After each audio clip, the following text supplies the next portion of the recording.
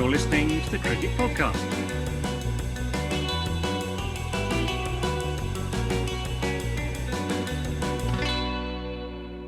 Hello and welcome to the Cricket Podcast, where today we are going the 100 crazy. We're going to recap the first few matches. We're going to talk about the teams. We're going to talk about who's looked good, who's looked bad. We're going to talk about what we think about the 100, and whatever else we can think of to do with that tournament. Basically, I'm Jack Hope. I'm joined by Ross Legg. How are you doing, Ross Legg? I'm going crazy with 100. I've got 100 fever. And Max Rowe Brown, how are you doing? Have you got 100 fever? No, that sounds serious. You should probably go to the doctor. Is that on the list of symptoms yet? Very funny. Fellas, we're going to talk a lot about the 100. I think what we're going to do is go through the two groups, the men's group, then the women's group, from the worst team so far to the top team, talk about who we've been impressed by, talk about who's been a bit rubbish. We've not done a show like this since, I think, the 2019 IPL. So it could go either way. We don't really know. A bit like the 100. New format on the pod, new format in the domestic game. Ross, before we get into all of that, though, do you want to give some messages to our listeners and our viewers? Yes, thanks so much for watching and listening. You should subscribe to this channel, like this video, follow us on whichever podcast platform you're listening to this on. And we are sponsored by Woodstock Cricket. And Jack, I mean, you hit a mighty 6 with your Woodstock in the captain's innings this weekend. I mean, I don't think you'd been able to do that without the Woodstock. Yeah, to be honest, the long hit down the ground is something that I've added to my game this year. I think I've got 3 sixes back down the ground. I think I might have had 3 sixes ever before in my life until this season. And you know, what's the common factor in those sixes? It's the Woodstock cricket bat. It is indeed. Shaped, even I've hit some sixes this year. Shaped to replicate Virat Kohli and AB de Villiers' bat. And now I know why they're so good. and you can get 25% off by entering, was it TCP 25? So exactly. Yeah, go and do that. For? Get yourself a new bat. Also, patreon.com/the cricket pod. Stan Weasler, still our last patron. We mentioned him a load of times on the last show, so his name's fresh in my memory. Get yourself involved there and support the podcast. Fellas, we tweeted out, we asked for some questions about the 100. Everyone's sort of excited about it, I think, in the world of the internet. We got one in from the 100 Report, which is a cricket podcast focusing on the 100. They're asking, what's been your number one best individual performance across the contest so far? Max, I can see you're excited to answer this question. Yeah. Can you let us know? Yeah. For me, I'm going to go for Danny van Niekerk and her first half 100 of the tournament, as I believe Jimmy Neesham decided it should be called, when forgetting that she'd actually hit a 50 in the first game and tweeting that Sam Billings had nearly scored the first half 100. That was a bit of a slip.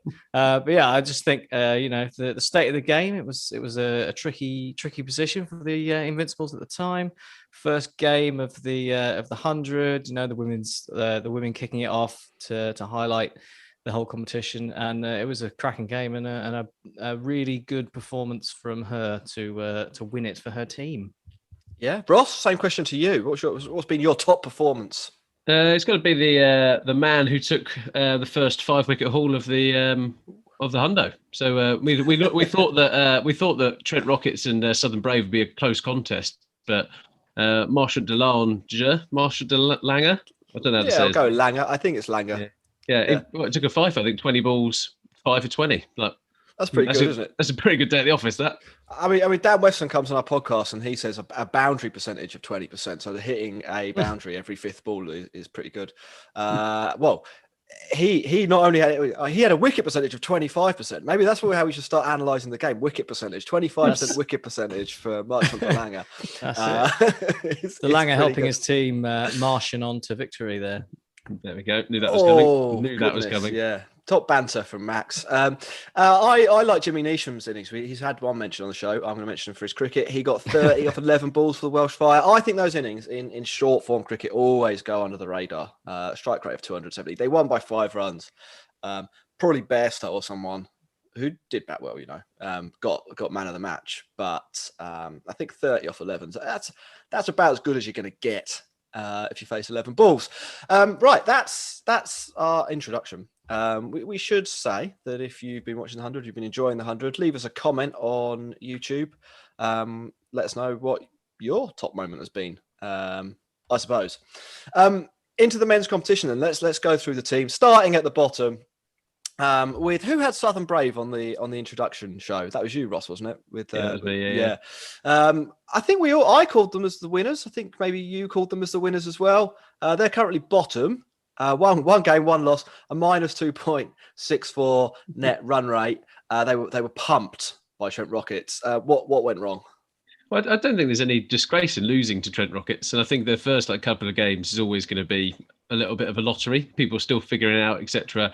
And if you look at kind of the approach, sometimes you're just going to have someone like DeLanger who just comes in and absolutely roasts you, right? And it just happens sometimes. They lost their big man, James Vince, and after that, Devon Conway just couldn't really get going. So it was a great performance. Yeah. Max, anything else from Southern Brave? I mean, obviously we've seen them for one game. We were probably expecting a little bit more from their stars. We didn't see that. Will they bounce back, or is this terminal? First game in, I think they'll be all right.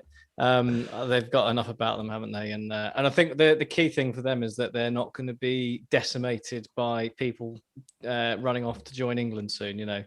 Welsh Fire, for example, they got a good win first up, which we'll get onto, but Johnny Bairstow won't be there for long. Southern Brave, unless we find ourselves with a very unlikely call up for James Vince in with 5 of England's batsmen getting injured and James Vince making it back into the side. I think they've got they've got a side that will be consistent, and I think that their bowling looks pretty fearsome. So they'll be doing what Trent Rockets did to them to plenty of other teams. And they were without Jofra Archer in this game. I'm not sure it would have made any difference because they were sort of flattened with when they were batting. But Jofra didn't play in this game. He'll come back. That's it's like bringing probably the best. Well, I reckon Rashid Khan's side, maybe best bowler in the tournament. He's quite a nice guy to bring in at some point. Just one performance from that first game that I think we should maybe flag from an England T20 point of view. Tymal Mills, he bowled a pretty nice spell for the Brave. 20 balls, 24 runs. Didn't pick up any wickets, but I think he's one to watch. So maybe we'll dip in and out of his tournament as we go through. It was quite interesting on that front, Jack, because I think George Garton left arm over. Tymal Mills left arm over, and George Garton's been in and around the England setup, hasn't he, in recent times? And so there could well be a bit where they're just could be a bit of a shootout there for that last spot if they're just left arm. Didn't start that well for Garton. He went for 29 off his 15 balls. Next up in the table, as we speak, because this game's going on, so we might bring an update. Northern Superchargers, 1 game, 1 loss. Max, was this you? No, it was me. I talked about the Northern Superchargers in the preview. I wrote them off because I didn't think they had an awful lot of batting. And they do, however, have quite a lot of spin bowling. And that appears to be playing into their hands in the game that's going on at the moment. In the first match, they lost to Welsh Fire by 5 runs. I mean, like I said, I kind of wrote their batting off. They did manage to get 168. They lost by 5 runs, but 168, not bad going, Max, is it? I mean, in 100 balls. Yeah, I mean, we're still not exactly sure what a good score is, but from the first few games, it's looking like, around 150 seems to be quite a reasonable start, doesn't it? And if you think about it in terms of strike rate, that's not bad in terms of what you'd normally see in a T20 game. So that's a pretty good score for a side whose batting you think is their weaker side. Ben Stokes, the answer to England's T20 problems with a strike rate of 71. Just what you want. Get him in. He only went for 8 runs with the ball. Maybe he should have bowled himself a bit more. He's the captain. The other thing that might work in their favour, I don't know. We played over the weekend, so you might not have seen all the games, fellas, but the pitches haven't been super flat so far. I think a lot of the games have happened on used decks. They've been a bit tired. Spins featured quite heavily. So I don't know. I didn't think Northern Superchargers would be up to too much. But do you think their bowling might actually, help them out if it does turn out to be CPL 2020 and with Adil Rashid, the other Parkinson and Majib, they've got some options there. Yeah, well, they've even got people like Adam Lyth, right, who's actually a pretty handy short format bowler. So I actually think their lineup could be pretty good. And you've actually seen it. They've some of the teams have gone back to the England approach when we won the World Cup in the T20 World Cup in the 2000 and help me out here. God, I can't remember. But they're kind of bowling slow ball bounces into the pitch, loads of cutters into the pitch, and it's actually quite a nice little approach. So yeah, I think it's quite a good leveler. Yeah, for sure. I still think they're probably going to be an outsider, though. I mean, if I was a Northern Superchargers fan, one game into their existence, I'm a diehard. I've been to every match. I wouldn't be too optimistic. I think if it does spin more, it helps them a bit, but still don't really rate their batting. I didn't rate their batting today, and I think they are going to win. But yeah, well, Harry Brooks should also get mentioned, right? His innings was actually pretty good for. Somebody tweeted this and said, "Is he the future of white ball cricket in England?" With one game, mate. Calm down. That's the Northern Superchargers super fan that you were talking about. Yeah, that's it. That's the diehard. London Spirit, they're next in the table. Morgan's men. It's in the first match. It was Dan Weston 1, Morgan 0. In terms of the tactical battle that we were all looking forward to. And then what happened in the second game? The match was abandoned without a ball being bowled due to rain. I don't know. We got 5 in, didn't we? 5 full games in. Let's not complain too much. That's pretty good going for an English summer. We've had 7 matches and only one of them's been rained off, or is it 7 played, 1 rained off? Is that And the thing with getting the game rained off is if it's going to be rained off, you want to do it properly, right? And boy, did we do it properly. We were flooding the tube stations in London. There were cars floating down King's Road. It was mayhem. In their opener, they lost to Birmingham Phoenix by 3 wickets. Dan Weston's or the I don't know, whatever Dan Weston does, he made them win. The performance I'd probably highlight as something quite impressive, particularly from an England fan point of view, was Zach Crawley opening the batting, 64 off 40 balls. I think we said in the ODI series where he was an emergency call-up for England that he might, have more of a future in white ball cricket for England than he does in red ball cricket. I think they'll actually miss him quite a lot when he goes away, won't they, Max? Yeah, absolutely.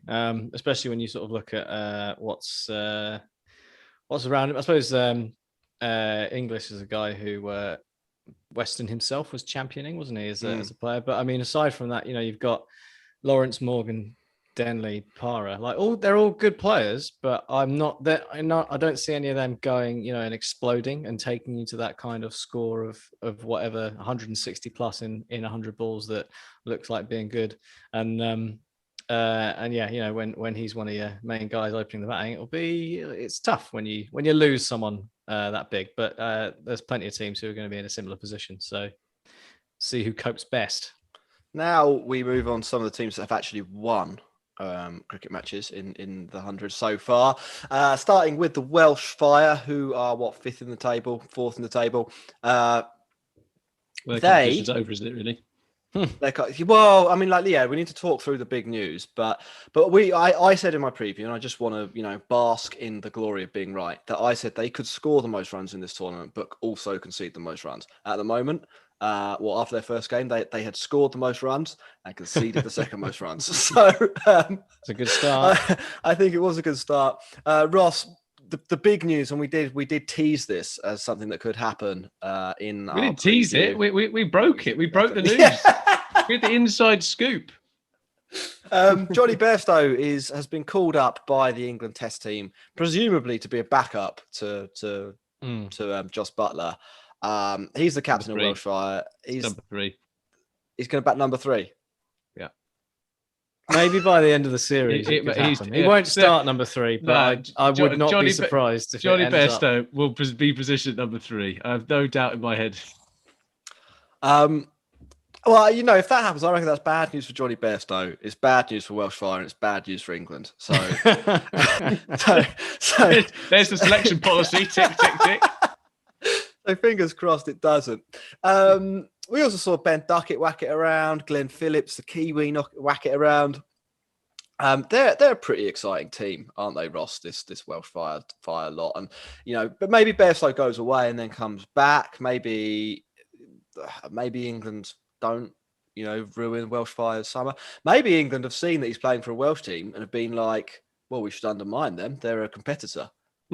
Let's take their best player, like we did with Owen Morgan and Ireland. I just think it's their bowling that will let them down. They don't have like a standout kind of bowling kind of lineup. I don't think. I mean, Jake Ball does not scare anybody. Come on, let's be honest. Yeah, you say that. Kais Ahmed, 20 balls, 13 runs, 4 wickets. Yeah, again, right. It's pretty good. Yeah, okay. Unfortunately, all undone by Liam Plunkett. Yeah, 42 runs. Who came out on social media and go, "It's so easy for people just to sit and criticise," but mate, that's pretty bad. Yeah, Nisha as well. I mean, I praised him at the beginning of the show. He got 30 off 11 with the ball, 5 balls bowled, 15 runs conceded. So he handed back half of his work, half of the work. In less than half the time. All very good. Anything else on Welsh Fire? No, I think they're probably going to struggle. But again, it's one of those things. You have no idea. Like Banton's a pretty good player. Duckett's got a point to prove. As you say, Glenn Phillips has got kind of a good career ahead of him. So it'll just be interesting to see what happens in that team. 100 balls, anything can happen. Just to run, well, every ball matters. Every ball counts. Just to run run like in normal cricket. 4 again, then Southern Brave the bottom, Northern Superchargers second bottom, London Spirit third bottom, Welsh Fire fourth bottom. If any of them were gonna, you know, I mean, we're 1 game into the tournament, so let's not get too fatalistic about them. But have any of them shown you anything that suggests they're actually misplaced in this table at the moment, boys? No, not really. I think it's after 1 game. It's completely fair, isn't it? Really, there's no trend analysis. I think they probably all deserve to lose the games they lost, didn't they? Well, moving up the table, there is 2 Birmingham Phoenix who have won 1, lost 1. They beat the London Spirit, as we've discussed, and then lost by 6 wickets yesterday to the Manchester Originals. I kind of want to talk about their game yesterday because that was pretty freaky. They were bowled out in 84 balls for 87 runs. Not great, Ross. But it was, I mean, they got out to Matt Parkinson. It's quite interesting. Like there is like a couple of like single performances, right, that are winning games for these teams. And actually, Matt Parkinson bowled. We got 4 for 9 off of 19 deliveries. That's pretty bloody good. And like, so even like some of his deliveries were just bamboozling, right? The old leg spinners hit the ground running in this tournament. It's great. I do think he was probably slightly assisted, and we'll get on to Manchester Originals. They're going to be the team I hate. I've decided they're the CSK of this competition. All in favour of hating the Manchester team. But I do think if I were Birmingham Phoenix, I'd sort of be saying, "Don't worry about that one. That pitch was a joke." I mean, and actually, Ben Stokes, watching the game along, actually tweeted that pitch is dreadful. He's got previous criticising pitches, as our Indian listeners will know. But I think a lot of teams are going to go to Old Trafford and lose that game. I think their performance for London Spirit was pretty encouraging. I think they're, of the teams we've seen that have played 2 games, they're up there. They're pretty good. Max. Well, you see what Max mentioned. I was going to say Manchester Originals kind of put the boundaries out, right? So they deliberately had a bigger playing surface to which assist their spinners. Had a pretty naff pitch. I mean, the jiggery and pokery is pretty impressive, really. Just respect it. We're already getting into funny hijinks in 1 or 2 games in. I did not see that coming. I have to admit, I like it. I like a bit of home assistance. Maybe we'll start seeing like one half of the ground just completely dug up and the other half Other half I'd flat. I'd love to see that. People go on about home advantage and different conditions in cricket. I would really like it if someone did just plough like one half of the pitch. Oh, you've got loads of 4 hitters, have you? Grass is half of it. We've got good 6 hitters in our side. Good luck. Yeah. I don't know. We don't want to do every game in loads of detail, but we probably should mention Chris Benjamin's innings, 24 or 15 in the first match for Birmingham Phoenix, as well as I don't know if you'd say salvaged, but he did help them turn around a game that looked like it might slide away from them. So well done to him. If you've seen any of the 100 so far, you'll have heard Rob Key say that boy was playing second team cricket just a few weeks ago, and now he's here in the 100. It's like a FIFA football video game commentary glitch. So they've recorded one every piece time of he specialist comes out to commentary bat for Chris Benjamin, and now every time it happens, Rob Key it just chirps up with the exact same line. So next above them is the Originals in third place. The playoffs. We're in the playoff places, boys. Ross, what do you think about their tactic to put the boundaries back? We were joking about it there. Is it legitimate or is it a bit of a farce? I quite like it, actually. I don't really have any issues with that. I think every single round you go and play on is going to be something a little bit different. So I think you've got to do what you can to put the game in your favour. I mean, CSK did it as a whole thing. They won title after title in the IPL, and people were just like, "That's brilliant." Mahendra Singh Dhoni's an absolute legend. Like in this case, could well be the case. So we had a question from a guy called Musk on Twitter about this. Max, do you think that we'll see this going forward? Then a few of the teams will start to play. Well, I don't know to do things with their wicket. A little some subterfuge. Yeah, I think we might actually, and I quite like it. I think there's a couple of things to sort of what we're seeing so far from the 100. Obviously, the one side of it was to get a different audience involved and propel the women's game and that side of things. But there's a different aspect to it that we haven't really thought of too much. If you look at kind of the guys who are involved in coaching the teams, there's a bit of IPL experience in there, and there's a different sort of franchise cricket approach that kind of lends itself to a bit more of that kind of behavior, and really maximizing home advantage, and you're taking matchups to a field size level as opposed to bowling your off spinner against the left-handers. So I wouldn't be surprised if we see more of it, and it's something new, isn't it, to limited overs cricket in this country, because you don't really see it in the Blast, do you? It's just sort of you turn out whoever's fit at the moment and send them out onto the pitch and see what they do. So how quickly, Max, do you think the ECP will come in with a rule change and you have to have a minimum size and a maximum size of your boundaries? I'd imagine they're working hard into the night already. But they'll probably use the wrong metrics and end up saying like, oh, you're only allowed to have them 15 miles long. Next in the table, and I think they've just gone to 2 wins from 2 games, is Trent Rockets. So when we started this podcast, they were about to lose. Hales was on 13 of 22 balls. He's now on 40 off 34. So it's not like the greatest Alex Hales innings of all time. But the back end of it is hit 25 off 12. It looks like they have won. They were chasing 132. They bowled out Northern Superchargers. Who's the poor sob with the ball who's blown it? Looks like David Willey. Yes, they've been pumped. So that's breaking news if you're listening to the podcast with us right now. If you're listening to this tomorrow when it's released, this is our live reaction to it. We thought they might be good going into the tournament. They've got a few different ways because of Alex Hales, right? Because it was Hales was a big one, and Rashid Khan was a big one. And you have to say the big boys. Samit Patel's the guy. Samit Patel, the big character in the dressing room. Very funny, Max. They're. I mean, I think it's fair to say that they're looking pretty good. The Trent Rockets, and Max, you sort of talked about one of the other teams losing some players to England. We talked about Bairstow going to England.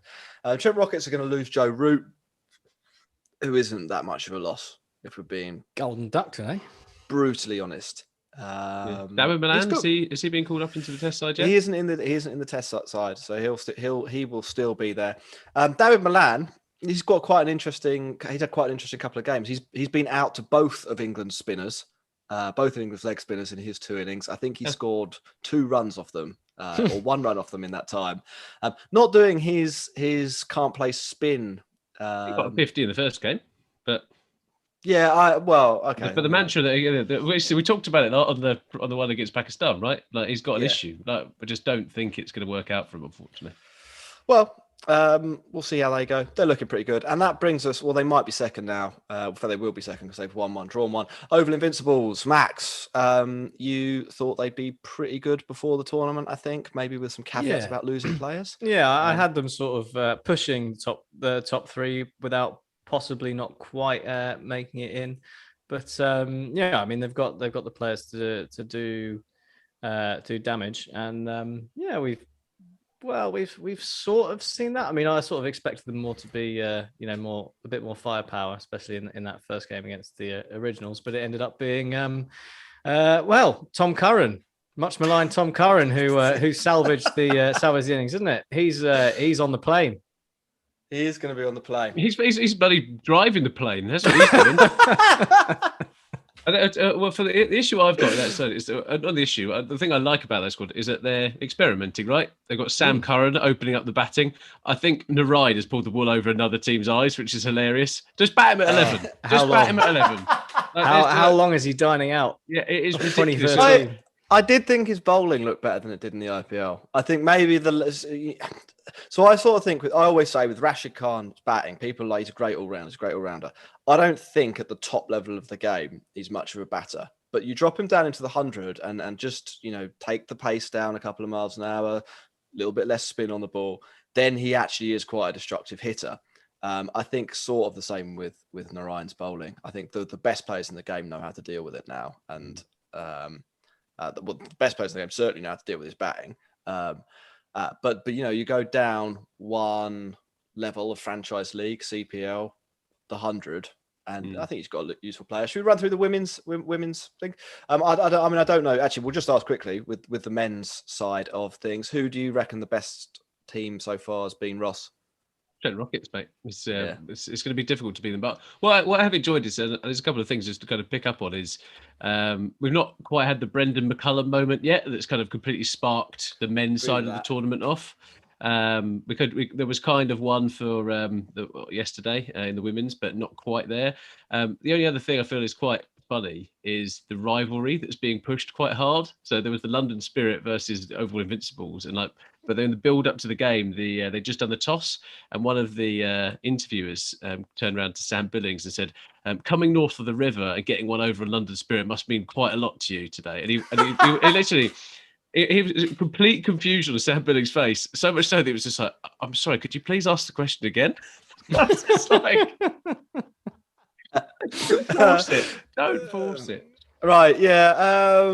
Max, Trent Rockets man. Oh yeah, Trent Rockets man. Yeah, they've been the best. They've been the best. I'm looking forward to it. My dad's just messaged me and he said, "I have to admit, I enjoyed that 100 game." So they've converted one old man to the rocket train. Just got me to go. Right, on the other side of the game in the women's tournament, they're bottom. 2 games, 2 defeats. Yeah, it was Trent Rockets man, not Trent Rockets woman. They've lost by 23 runs and 27 runs. I don't think there's much to write home about for this side. Ross, am I missing something? They were pretty terrible today in their defeat. Never really threatened the Northern Superchargers.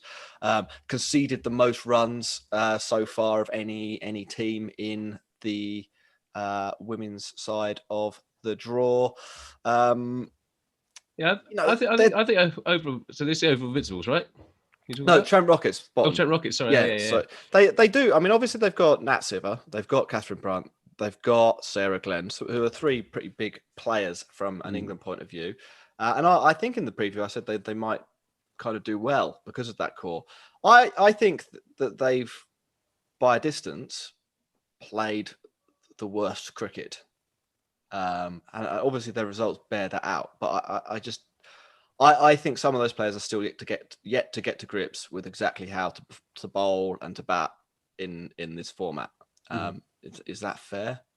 Yeah, I think when you watch the women's game, so like where the boundaries are hit are kind of a little bit different. I think you have to kind of adapt your game to actually fit. So you see a lot of actually using the pace on the ball and kind of turning the ball around corners, reverse sweeping, etc. is a bit more prevalent in that.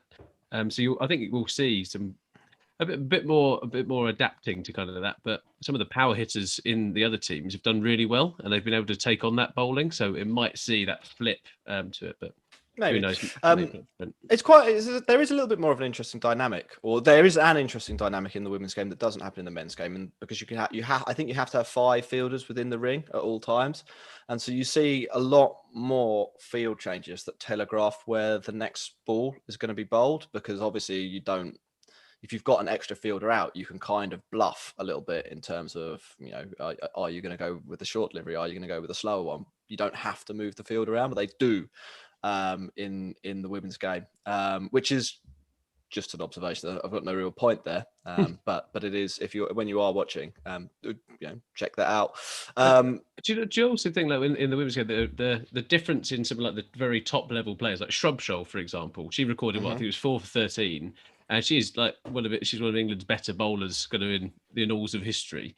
And so actually that difference between like full-time women cricketers and then the part-time women cricketers, actually the step up is actually a little bit greater than in the men's game between the domestic and the international players. Would you agree with that?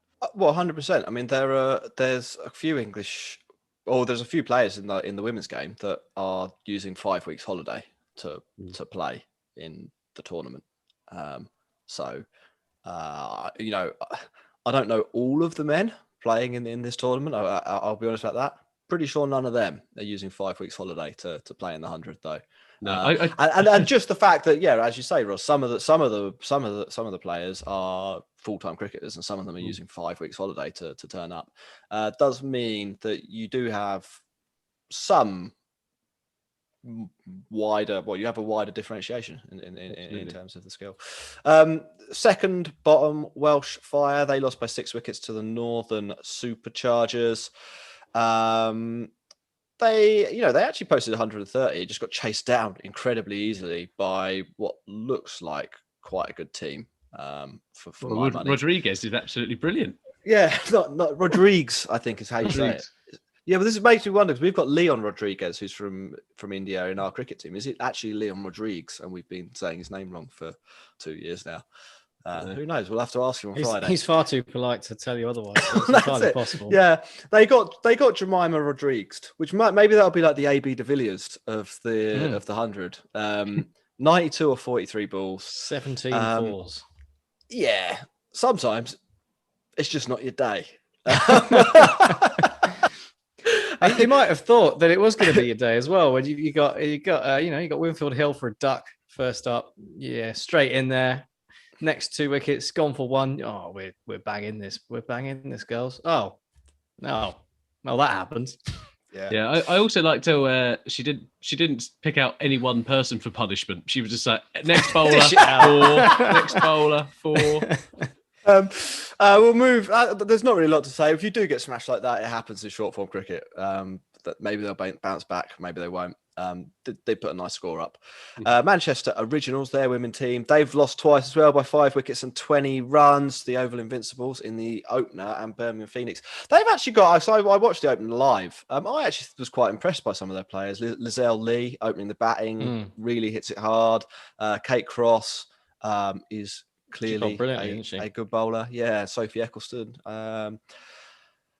But it hasn't quite worked for them. I mean, I actually think they were undone by their own desire to make it really impossible to hit boundaries against Birmingham Phoenix. It was a low-scoring game dominated by spin, and batting second, they fell behind the rate and just could not drag themselves back into the game because it was basically impossible to hit a 4. There's 4 boundaries in their whole innings. Yeah, Birmingham Phoenix, to their credit, worked out really quickly that you could bowl a certain way and you just would not get hit for 4, and they did that. Not actually the greatest game of cricket, and they might be in a little bit of trouble now. Moving up to London Spirit, 1-1, lost One, I saw a little bit of their game against the Oval Invincibles women's team. I think I'm going to support them, the Oval Invincibles women, and then I'm going to support Trent Rockets, man. In the men's game, lost by 15 runs at the weekend. Is that an acceptable thing to do? Why not, mate? Well, you don't say like it's not in other sports when you're men and women. Do you know, if you're a Spurs fan, you don't go, actually, I quite like Manchester United women. Like, it's not really what you do, is it? So I think you've got to stick. I think you're going to have the rough with the smooth, the old Trent Rockets thing there, mate. Well, yeah, I have just picked the two teams that have won both their games, haven't I?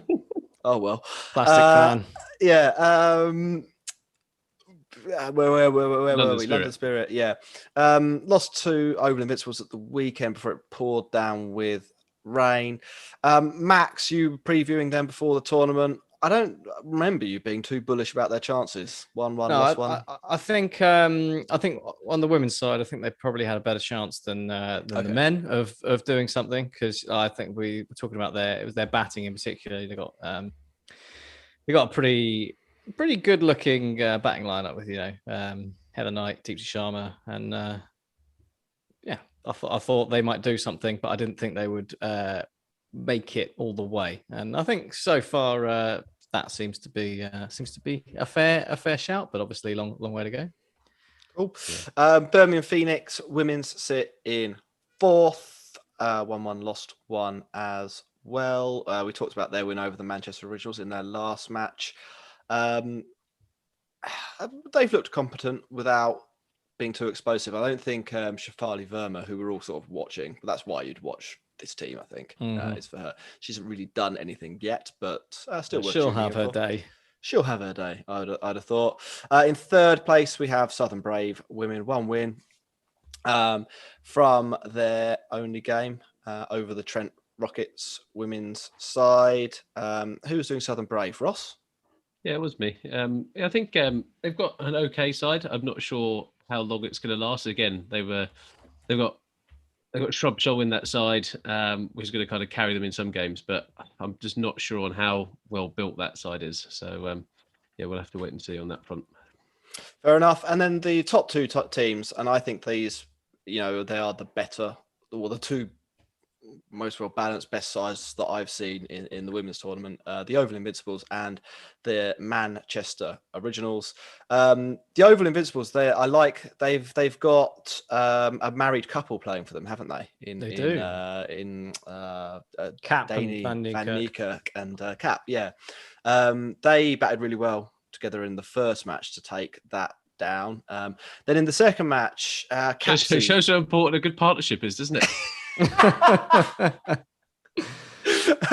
What do you reckon it's like if one of them runs the other one out in well, I would like to be at that dinner table. Yeah. Not a chance. Yeah. It's bad enough at the pub after a game. Then in the second game, a 16-year-old got 50 for them, which was Capsy. Good. I think I would imagine we'll see more from that. On that front, I think it was a really, really good innings, and being 16 and going to do that at Lords must be an absolute dream come true. But the commentary, there needs to be a little bit more on this. Like on the women's commentary, they are trying to talk about the game. Nasser Hussain, unsurprisingly, is probably the best at doing this, because he actually analyses the game, explains to the viewer what's actually going on, and can kind of articulate it quite clearly.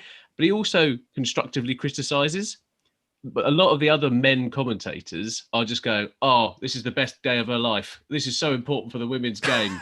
It's just like they're reading off a card of like kind of PR scripts of what this is going to be. And I think there's just if the women's game... A few weeks ago he was playing second team cricket, and now he's But you know what? And I just think there is if we're going to have the women's game on a kind of an equal footing, equal coverage, etc., then the commentary has to be the same. I think there has to be those insights. There has to be that bit, and it just comes across a little bit patronising at the moment. Yeah, it might sort of lay bare some of the the general failings in commentary in the sport. Yeah. And then finally, we've got the Manchester Originals, who they're not a one-man team, are they? A one-woman team, rather. But Jemimah Rodrigues has been, I think, across the whole piece, the star of the tournament. So it's fitting that we've saved the best till last there. Anyone want to say anything about her before we move on to just a few questions from the listeners and then wrap up the show? Just looking forward to watching her bat some more. She's brilliant. I can't believe she wasn't really playing for India that much across that series. I mean, what did she get, a game or something like that? Yeah. Well, nothing like the 100 to set you on a platform, eh? maybe they got that one wrong. Just to run through, there are a couple of questions that I think we should address. They're kind of wrapped up in one. Bowled Over Podcast and Akash. So Bowled Over Podcast says, why haven't we seen any consistently big scores? And Akash says, why is spin favoured a lot in the 100? Why are the pitches so dry? And why have we not seen a green pitch yet? Well, it has actually been like 32 degrees here for a week. Yeah, we've had 2 weeks of baking sun. Yeah. Why haven't we seen any big scores? I think the second part of that and why we've seen so much spin is because they played quite a few of these games on used pitches. Hopefully, and now if you've watched the BBL, you'll know that's a little bit of a problem there. I hope that they start using fresh pitches, even if it's not the centre wicket. You know, like they were massive squares at all these grounds. If it's slightly over to one side and someone just keeps hitting sixes into the stands, no one's going to be upset about that. That's what we're here for. That's one of the better outcomes. So hopefully we do see things mixed up. Coming up this week, there are a few games that I think you should watch out for. Alex Hales and Trent Rockets coming to London to take on Owen Morgan and the London Spirit. Yeah, that will be pretty good fun on Thursday. On Saturday, the Oval Invincibles and the Northern Superchargers will take each other on. That's the top of the table clash in the women's game. Rodrigues v Van Niekerk. I think that could be pretty fun. And then the Trent Rockets v Birmingham Phoenix doubleheader on Sunday. The I don't know what rivalry that is. The Midlands rivalry. I'm just flagging that one because Dan Weston will be involved, obviously friend of the show. It's the Western Derby. In other cricket, India lost 2-1 against Sri Lanka in the ODIs, which blows my 6-0 India prediction out of the water. Thanks, guys. And England have announced their test squad. Ollie Robinson back in and Hamid, also a surprise entry. Max, did you make anything of that before we wrap up? I'm not surprised about Robinson back in. I think they prepared the ground for that a long time ago, didn't they? With the what they were talking about. So yeah, having served ban when he took his break, and I think that's absolutely fine. No problem with that. But I mean, great for Hamid.